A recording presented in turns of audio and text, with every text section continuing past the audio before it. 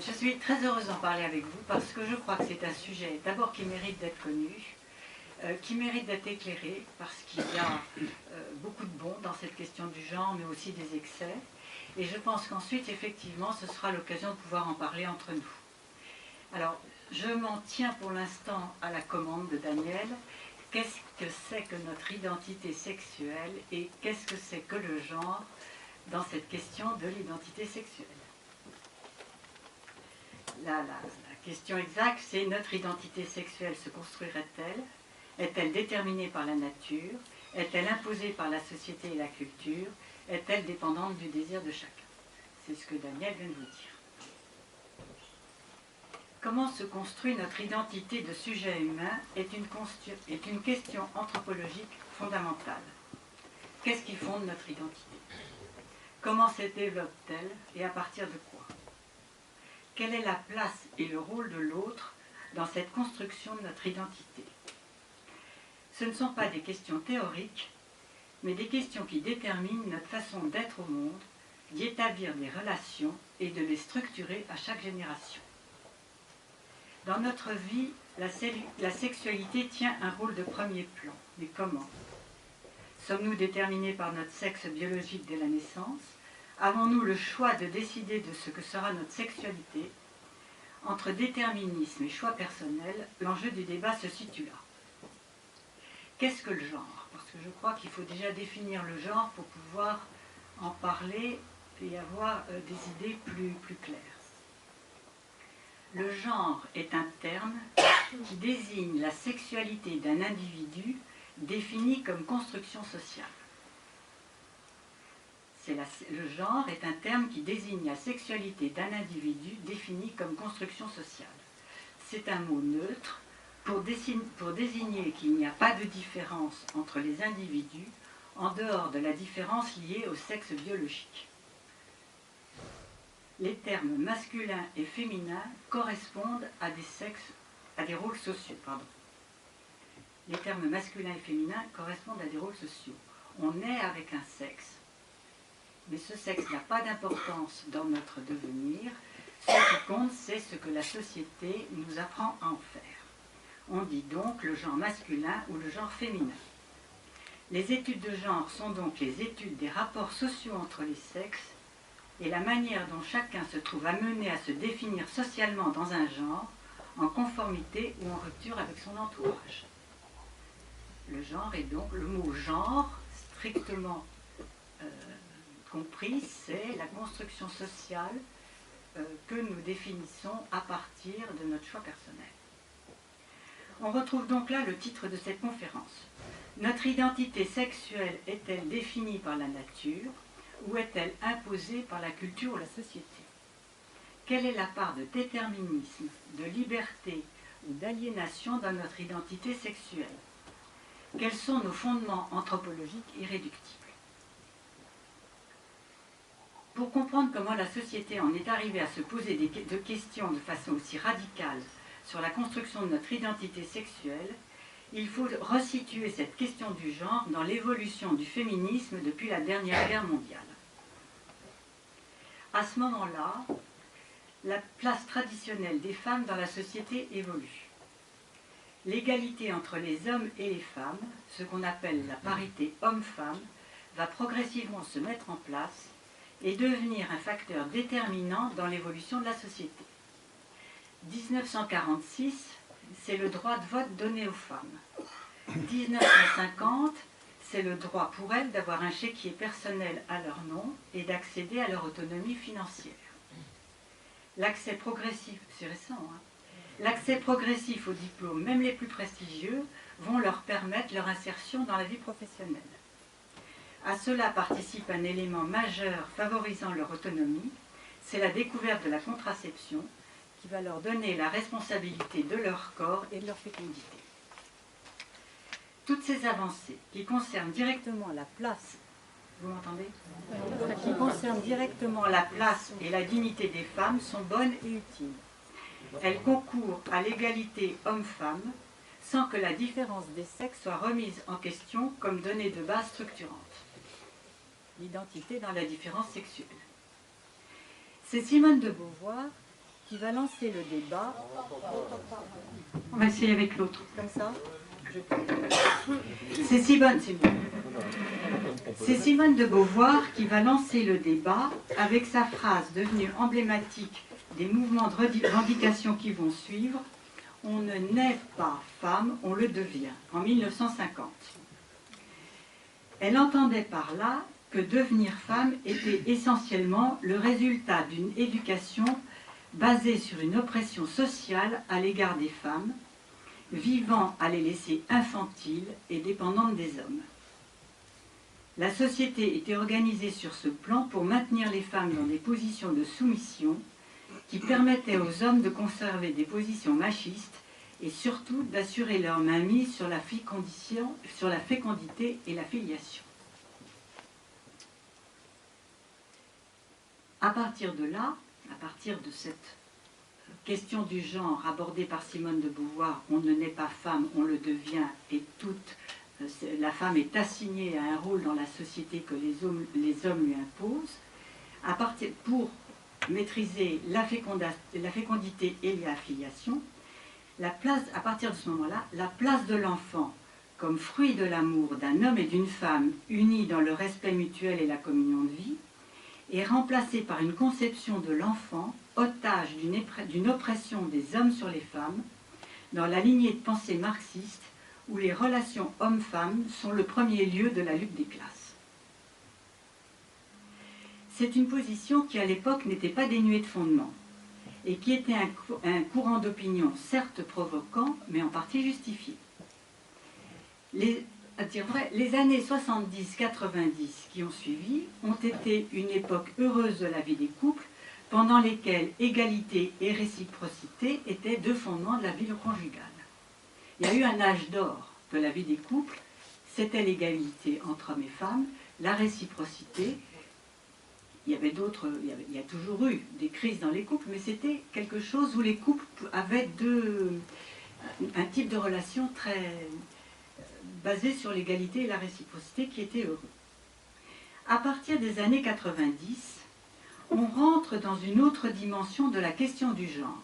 Vous comprenez bien que la question du genre, elle apparaît après la guerre dans l'égalité homme-femme, hein, mais surtout, elle apparaît avec Simone de Beauvoir dans les années 50, qui est le genre qu'on va définir à partir de son sexe de naissance, hein, le sexe de naissance n'est pas remis en question, à partir de son sexe de naissance dépend en grande partie de l'oppression sociale et il faut se libérer de cette oppression sociale. C'est la question du genre, hein, c'est la question du féminisme de parité, c'est la question de l'égalité. À partir des années 90, on rentre dans une autre dimension de la question du genre, celle de l'équivalence entre les sexes. Les revendications se sont déplacées de l'égalité entre les sexes à l'équivalence, sans différence spécifique de nature entre les hommes et les femmes. Dans cette évolution de la pensée féministe, les distinctions sont les conséquences des poids culturels. Notre sexe de naissance est sans influence déterminante sur ce que nous devenons. Les hommes et les femmes ne sont plus seulement égaux, mais équivalents les uns aux autres. Les femmes doivent s'affranchir de l'aliénation dans laquelle elles étaient enfermées depuis la nuit des temps. Leur identité sexuelle doit revenir le résultat d'un choix personnel en fonction de leur goût et de leurs préférences. C'est chacune qui décide de la manière dont elle va vivre son identité sexuelle. En 1995, avec Judith Butler, un nouveau pas est franchi. L'identité sexuelle est entièrement une construction sociale. Être homme ou être femme, c'est sortir de ce carcan et se définir soi-même. On rentre là dans ce qui a été appelé l'autofondation ou l'autodétermination de soi. Être homme ou être femme, c'est se choisir un rôle masculin ou un rôle féminin. Ce n'est plus l'équivalence entre les hommes et les femmes qui est revendiquée, mais pour chaque individu, la libre détermination de son genre en fonction de l'orientation sexuelle qu'il se choisit, et cela quel que soit son sexe de naissance. C'est clair ou pas? Vous voulez que je le dise?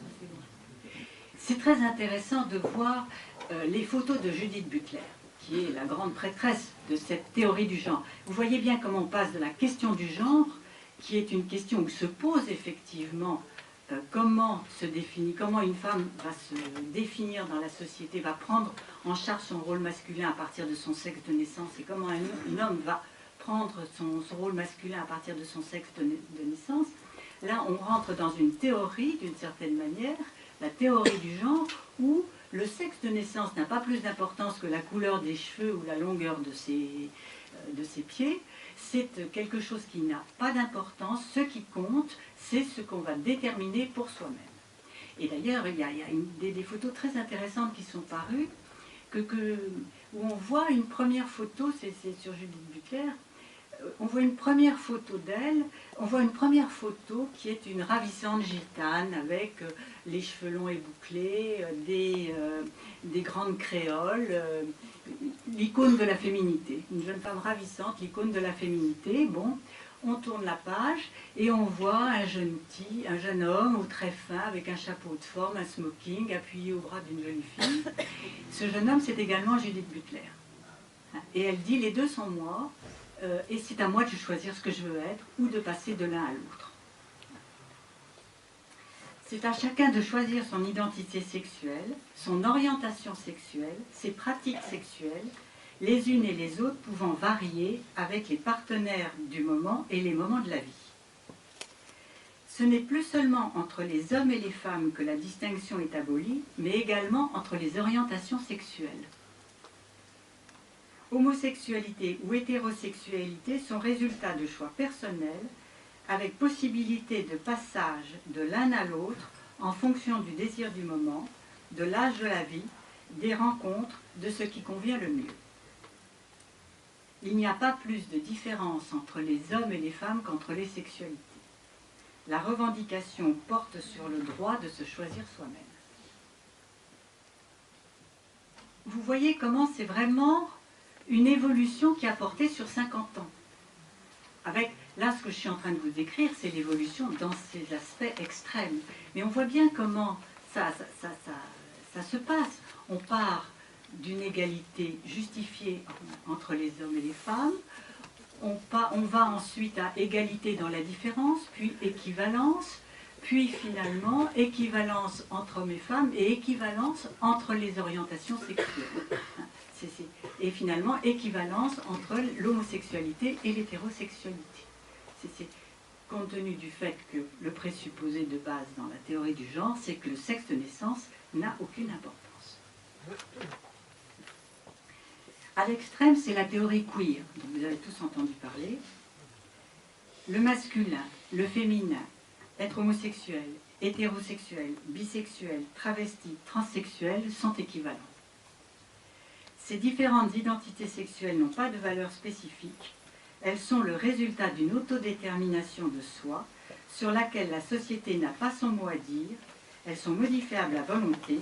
Les places sexuelles sont interchangeables.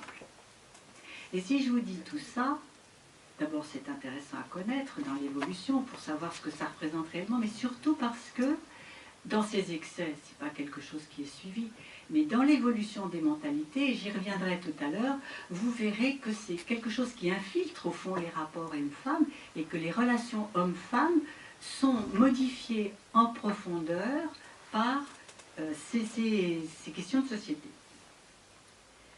Au départ, pour Judith Butler, et pour celles qui ont été avec elle, le but explicite était de déconstruire les normes sociales, ça vous l'avez compris, ces normes sociales étant facteurs d'oppression des minorités sexuelles, et c'était de déconstruire les normes sociales, les facteurs d'oppression des minorités sexuelles et les lieux d'asservissement que sont le mariage, la maternité et la famille.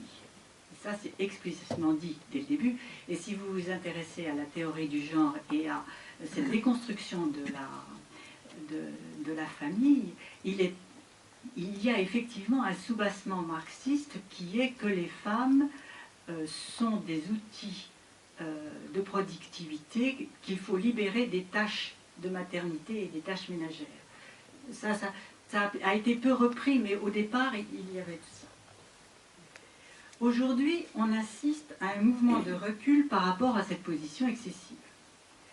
Judith Butler, dans un premier temps, affirmait, vous l'avez compris, tout est langage, à savoir tout est culture, tout est conséquence de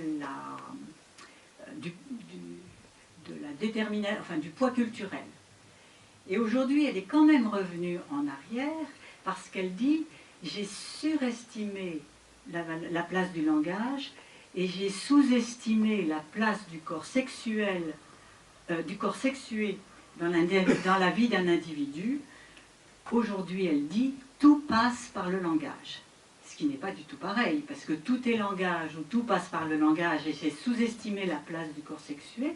On voit bien comment finalement elle redécouvre progressivement le côté, ce qui est de l'ordre de la nature. Ça ne se dit pas comme ça, mais c'est ça. Ces différentes évolutions de la question du genre nous amènent à nous reposer la question de ce qui fonde notre identité. C'était là où je voulais en venir. Qu'est-ce qui fonde notre identité? Sommes-nous déterminés par la nature? La culture est-elle omniprésente dans la manière dont se forge notre identité? Comment considérer cette question de l'autofondation de soi? C'est quand même des questions très intéressantes, surtout qu'on pourra peut-être y revenir, mais dans les logiques des nouvelles générations, où la question du développement personnel et du choix électif de sa vie et de ceux qui vous entourent il se la pose avec insistance, ce sont des vraies questions. Jusqu'à présent, les trois différences structurantes de l'humanité, ce qu'on appelait les différences irréductibles, étaient en premier lieu la différence des individualités, ce qu'on appelle les différences fondatrices de l'humanité. Il y avait trois différences que vous connaissez probablement. En premier lieu, c'est la différence des individualités. Nous sommes tous uniques, et à ce titre-là, nous ne sommes pas interchangeables. C'est ce qui fonde l'absolue dignité de chacun, quel qu'il soit. Quel qu'il soit, nous sommes, à partir du moment où nous sommes différents les uns des autres, il y a une absolue dignité de chacun, quel qu'il soit. C'est la différence des individualités. La seconde différence structurante de l'humanité, c'est la différence des sexes, qui a toujours été considérée comme la voie privilégiée d'altérité. Cette différence est tellement fondamentale que Freud, puisque je suis psychanalyste, Freud considérait qu'il n'avait rien compris au continent noir de la féminité. Et de même, les femmes ne comprennent rien au continent noir de la masculinité. Hommes et femmes ne peuvent que s'écouter l'un l'autre dans un authentique respect pour se connaître, s'aimer ou s'accepter. Leur différence est radicale parce qu'elle ne peut pas être comprise en se référant au semblable à soi, en particulier au niveau du vécu du corps. La différence des sexes importe pour l'altérité. D'abord, il y a l'altérité sexuelle sans laquelle il n'y a pas de procréation. Nous sommes tous nés d'un homme et d'une femme, mais même sur le plan psychique, hommes et femmes, nous ne pouvons pas nous connaître complètement. Il y a un irréductible de l'autre que nous ne pouvons pas franchir. Un homme ne saura jamais ce que c'est qu'une femme ne saura jamais ce que c'est qu'un homme, ne serait-ce qu'au niveau du vécu du corps. Ce à quoi il y a eu des discussions très, très intéressantes et qui continuent à être très intéressantes à ce niveau-là dans la société, sur cette question de l'altérité, en particulier chez les psychanalystes. Certains disent, mais enfin, cette différence irréductible qui mène à l'altérité, c'est-à-dire à accepter l'autre comme toujours un peu étranger à soi et en tant que tel à respecter dans sa différence, dans son étrangeté même, je dirais, elle existe dans cette différence des individualités. D'autres disent, non, cette différence radicale existe au maximum dans la différence des sexes. Bon, ensuite, la troisième différence des individualités, différence des sexes. La troisième différence, c'est la différence des générations, qui fonde l'interdit de l'inceste. Donc ces trois différences-là sont considérées comme structurantes de notre humanité. Ce que réclament donc les partisans de la théorie du genre, c'est la suppression de ce verrou, je dirais, que constitue la différence des sexes, considérée jusqu'à présent comme le garant d'une structuration fondatrice de notre humanité.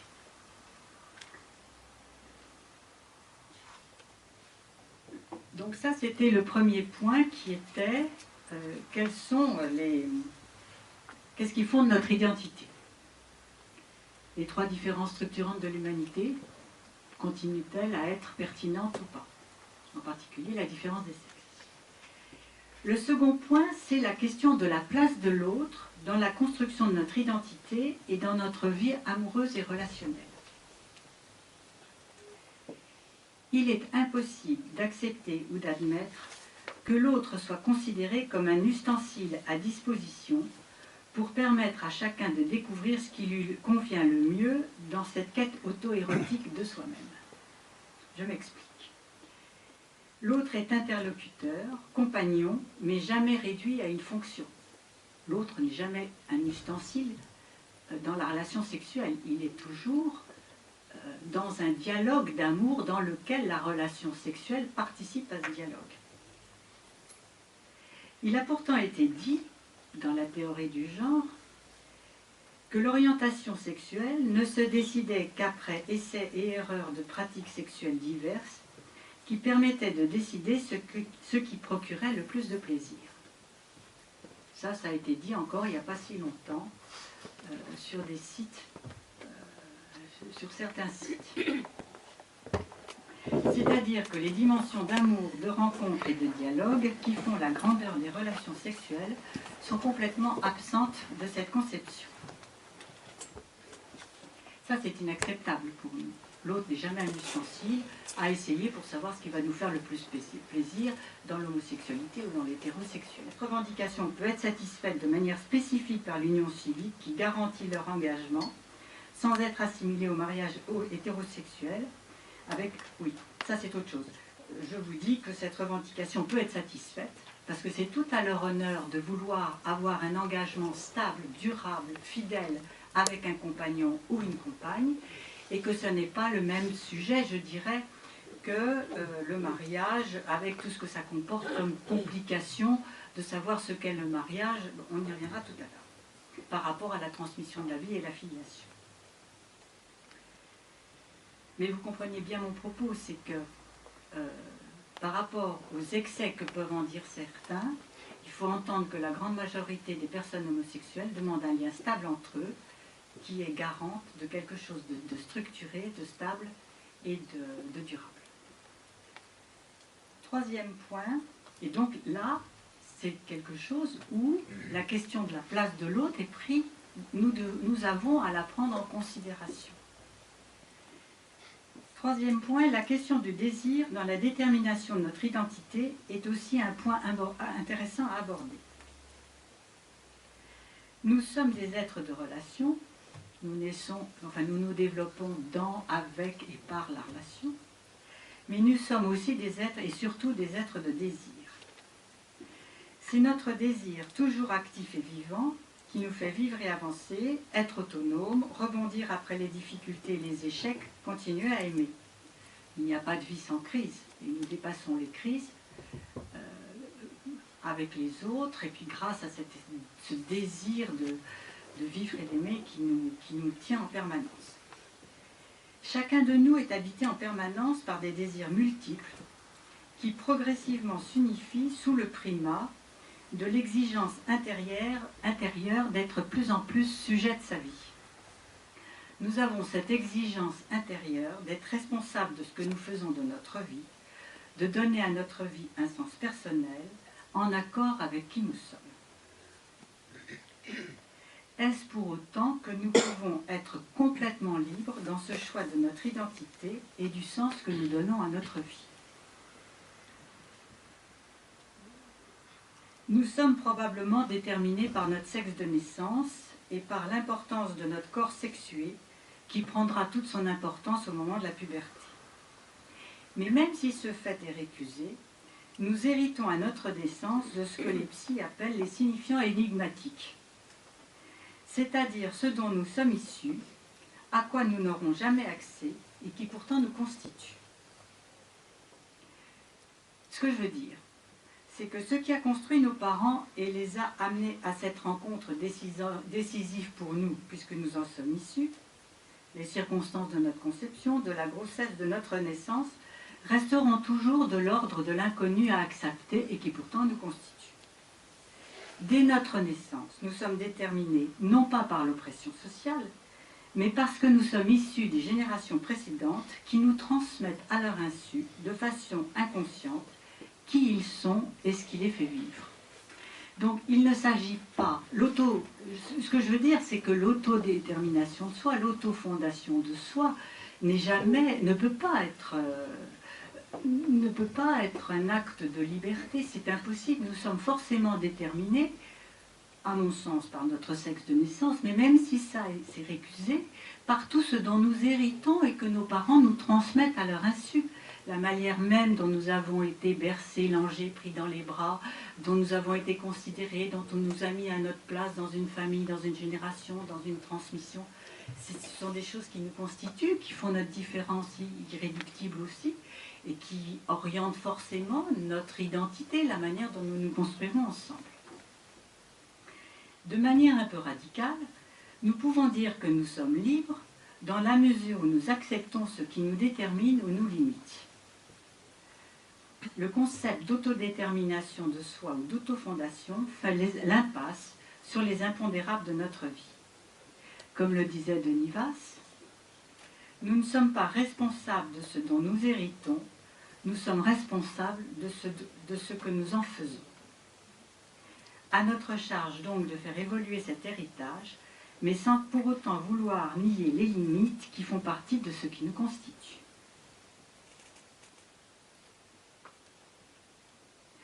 De plus, cette notion d'autodétermination de soi, d'autodétermination de soi, ou de choix revendiqué de son identité sexuelle, ne permet pas de donner leur vraie place à ceux qui se découvrent homosexuels et pour qui ce peut être une authentique souffrance à se découvrir différent. La découverte à l'adolescence de son homosexualité comme orientation sexuelle irréductible peut engendrer un tel désarroi ou même un tel désespoir que toutes les études confirment qu'il y a un taux de tentative de suicide nettement plus important chez ces jeunes-là. Il y a nécessité à accompagner ces jeunes et à les respecter. Je pense que dire que tout est choix, c'est faire l'impasse sur ce que peut être la souffrance d'un jeune qui se découvre dans une sexualité différente de celle de ses copains.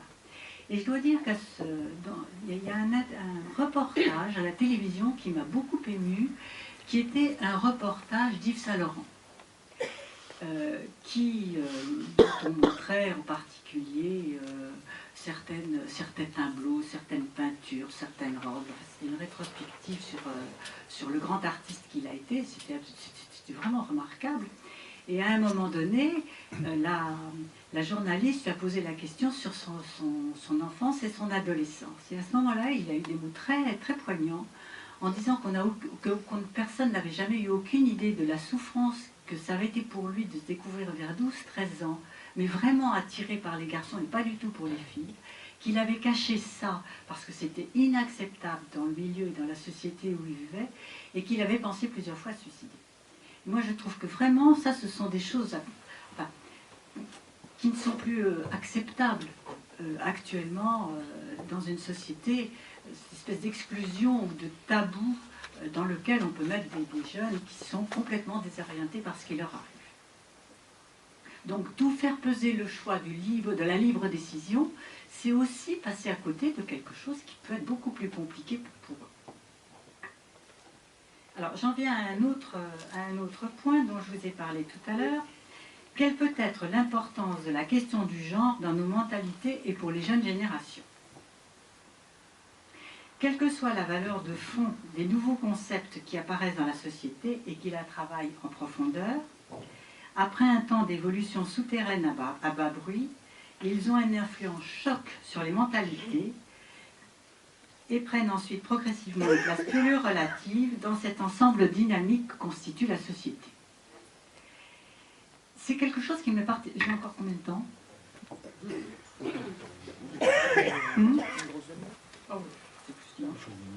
J'ai été particulièrement frappée de ça, et ça m'a particulièrement sauté aux yeux à propos des mères porteuses.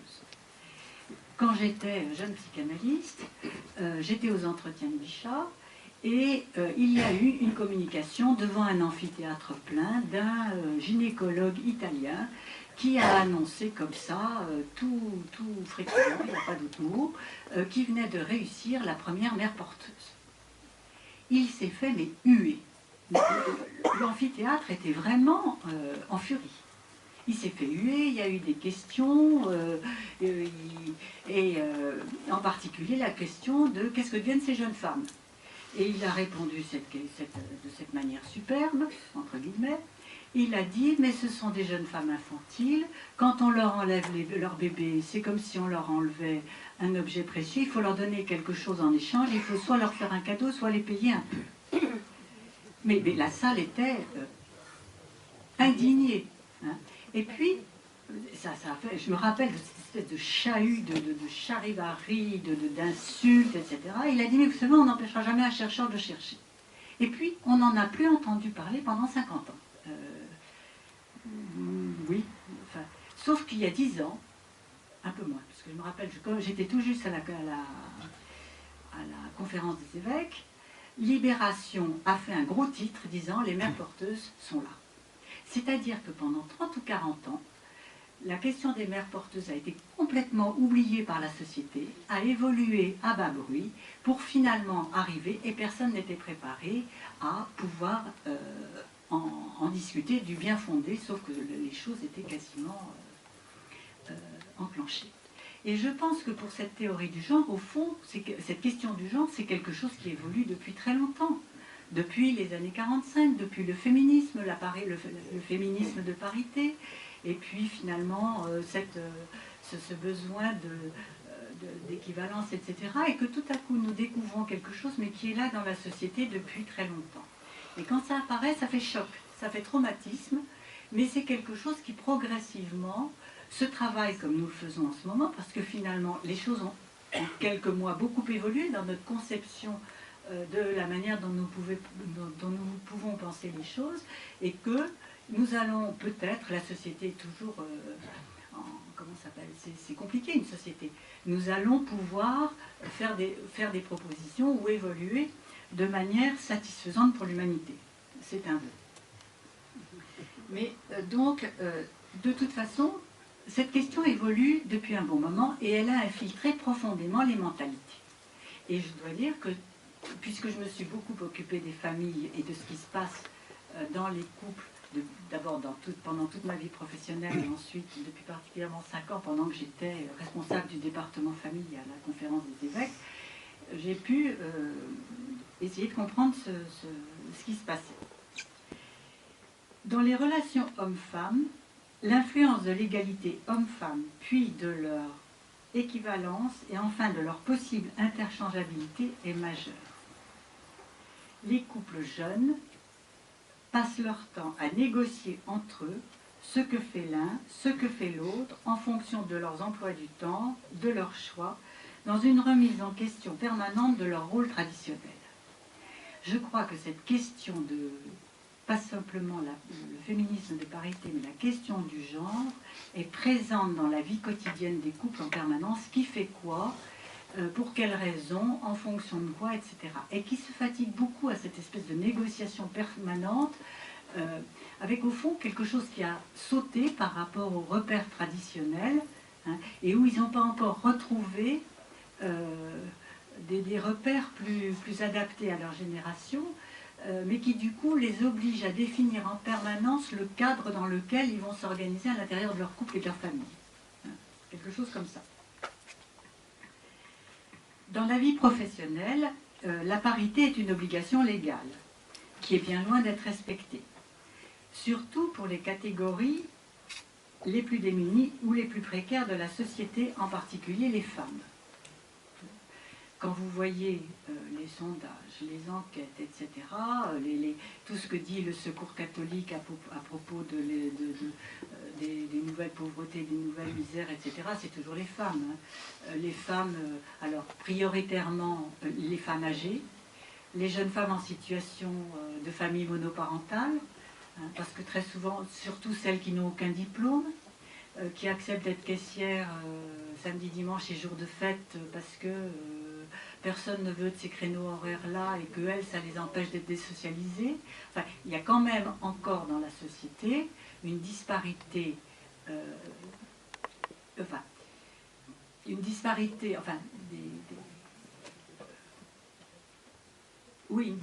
de traitement vis-à-vis des femmes les plus précaires et les plus démunies qui est encore très présente, je crois.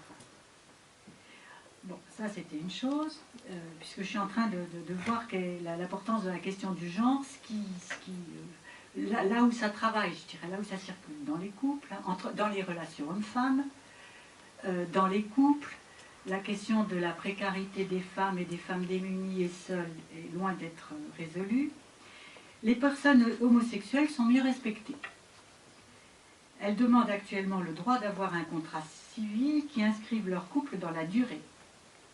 Et c'est vrai que l'engagement amoureux de gré à gré n'est pas suffisant pour construire une vie commune de façon durable et résister aux crises inévitables de la vie de couple.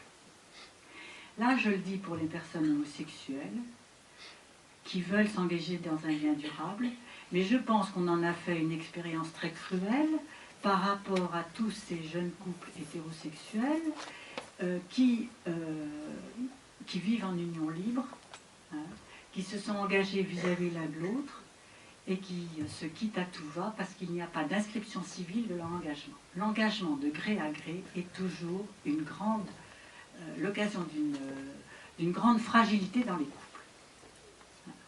Et si vous voulez, on a beaucoup travaillé là-dessus. Finalement, actuellement, parmi les jeunes couples, il y en a à peu près la moitié qui vivent en union libre. Enfin, ils vivent tous, 99%, ils vivent tous ensemble au début de leur rencontre. Disons les choses comme ça. Parmi ces 99% qui vivent ensemble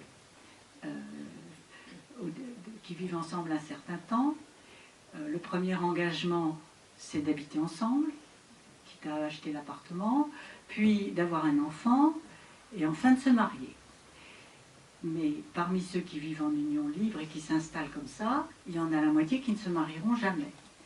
Et on est toujours à se préoccuper du nombre de divorces, mais on ne se préoccupe pas plus que ça de ceux qui sont en union libre et qui se séparent de gré à gré parce qu'ils leur engagement tient au gré à gré, et qui, eux, ne résistent pas aux crises. Parce que la vie conjugale est faite de crises, hein, il n'y a pas de vie conjugale unie comme ça, c'est mythique mais ça n'existe pas, ou alors c'est très rare, que tout le monde sait que les crises sont utiles parce que quand elles sont dépassées, elles permettent de grandir et de faire mûrir l'amour qui rapproche un homme et une femme, mais qu'en attendant, quand on est dans la crise, c'est quand même l'apocalypse, c'est quand même apocalyptique quelquefois, et que c'est le moment où on se quitte. Et si on a mis des barrières, des balises, un cadre, etc., c'est plus facile de ne pas se quitter, ou en tout cas il y a des délais, plutôt que de dire, bah, écoute, c'est plus possible, on se quitte comme ça.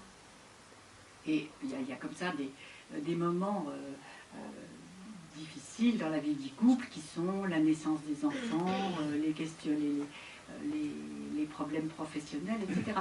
Tout ça pour dire que on a fait l'expérience dans la vie des jeunes couples que l'engagement de gré à gré n'était pas suffisant pour les aider à vivre ensemble autant qu'il leur est possible. Et que donc il n'y a pas de raison de refuser aux personnes homosexuelles qui veulent s'établir en couple de leur proposer le même engagement civique pour échapper à cette fragilisation que constitue l'engagement de gré à gré. C'est une chose.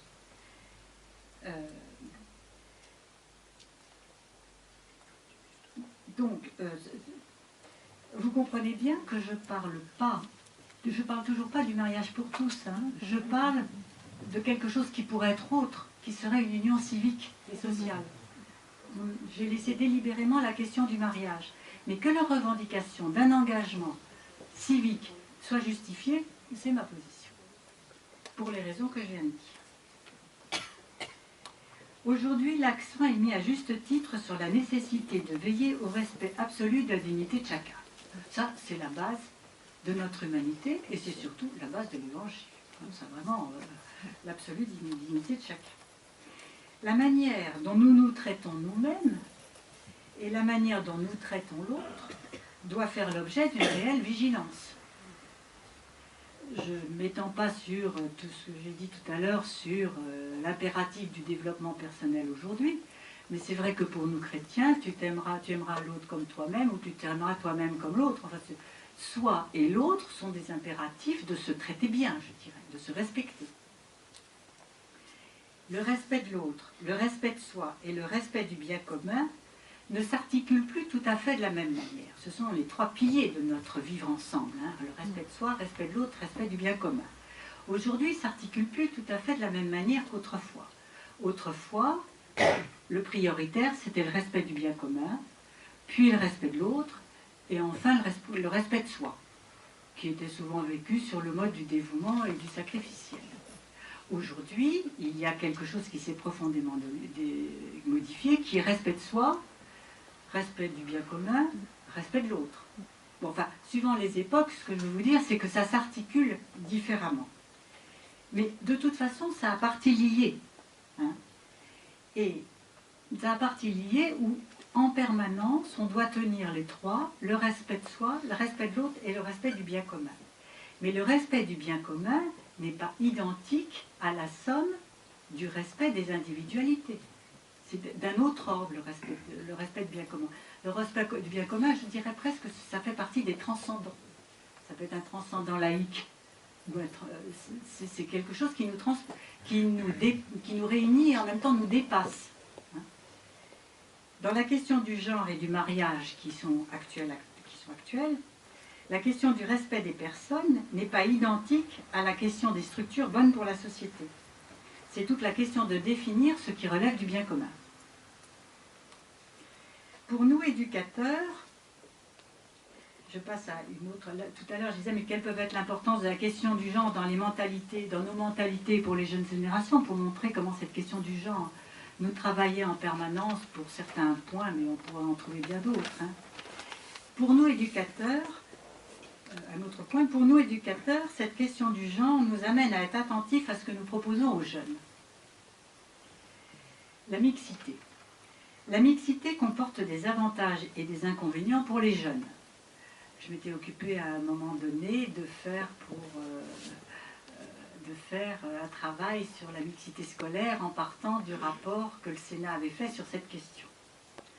Alors ce qui ressort, c'est que la mixité scolaire, les jeunes y sont très attachés, ils ne veulent pour rien au monde y renoncer et ils s'en plaignent tout le temps. En particulier dans les années collège, où les garçons paraissent insupportables aux filles et les filles demandent à être entre elles. Et donc, l'éducation nationale et l'enseignement libre sont en train d'évoluer sur ce plan. Ah oui, ils y sont très attachés, ils ne veulent pas y renoncer, mais ils demandent à ce qu'elle soit aménagée. Et ils demandent à ce qu'elle soit aménagée. Pourquoi? Parce qu'ils considèrent qu'il y a telle différence entre les garçons et les filles entre eux, hein, à partir de la puberté, qu'ils ont besoin d'espace où se retrouver entre eux par sexe, ce qui est extraordinaire. Et pour les groupes mixtes, apparaît de plus en plus la nécessité d'avoir des temps de réunion séparés pour les jeunes femmes et pour les jeunes gens, pendant lesquels ils se parlent plus librement.